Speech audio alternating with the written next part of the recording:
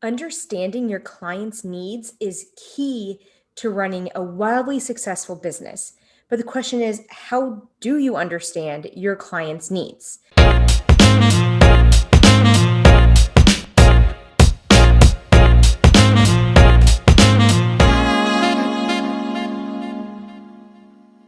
Hi, you guys. Caitlin here with Rising Ranks Digital.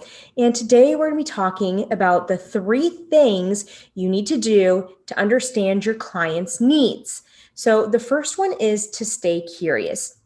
And what I mean by that is to make sure you're always in on the conversation. So, where are your ideal clients at? Are they in a certain Facebook group? Are they in a certain networking group?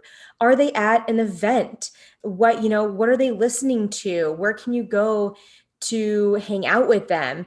And so this is important because you pick up on information that you wouldn't necessarily get if you just kind of sat there and just kind of thought about what your clients need. You actually have to get in there and get dirty and not just listen, but even dig in a little bit. So when you're at these networking events, what questions can you ask them?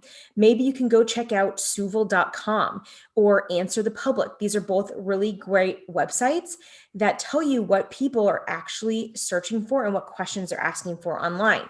So staying curious during your research and really digging in to find these answers of what your clients and your consumers really need from you.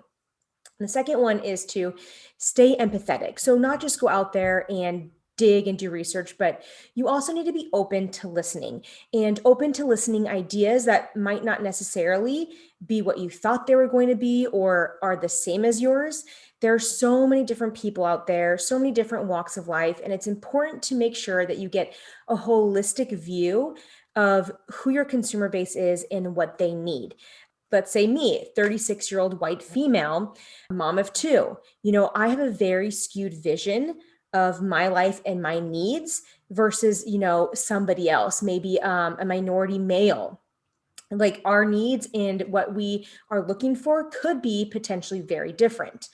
And on top of that, just get to know these people on a deeper level. So this kind of goes back to staying curious, but really showing up to where they are and not just knowing, what they like to eat, what their income level is. Get to know their fears, what really excites them about life, what really excites them about, their world, or, if they're a business owner, what excites them about their business. Why do they like to get up in the morning? What is their purpose in life? Getting into those really deep rooted questions is truly going to help you pick up on the underlying needs of your consumers as well, that they might not know that they need. So it might be subconscious, or they don't feel comfortable, or they don't feel prompted to actually go that deep to giving you any responses of, what their needs are. The last one is to stay engaged. So once a client and consumer comes on, make sure you are following up with them. Make sure you are asking them questions about how they're liking your service or product. Ask them what you can do better. So this is really important. A lot of people don't ask this because they're afraid of the answer. Don't be afraid of the answer. Go in and just, again, have an open mind and really try to get as many answers as you can, get as many views and many angles as you can from all different people who are your consumers, and be open about that and start creating and making shifts in your business that cater to those needs. If you can cater to the needs of your consumers, your customers, your clients, you are going to have a very solid business. You are going to be able to market to them in a way that nobody else can. You are going to be able to develop new content, new products, new services that you might not otherwise would have done that are going to be wildly successful. So your business decisions should not only just be made from certain KPIs like, conversion rates or click-through rates or ROI.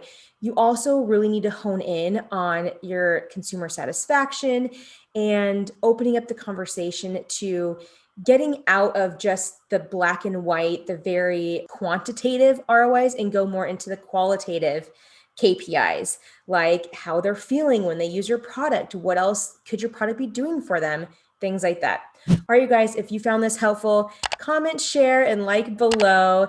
And if you need anything in regards to your digital strategy or your SEO, come find us at risingranksdigital.com.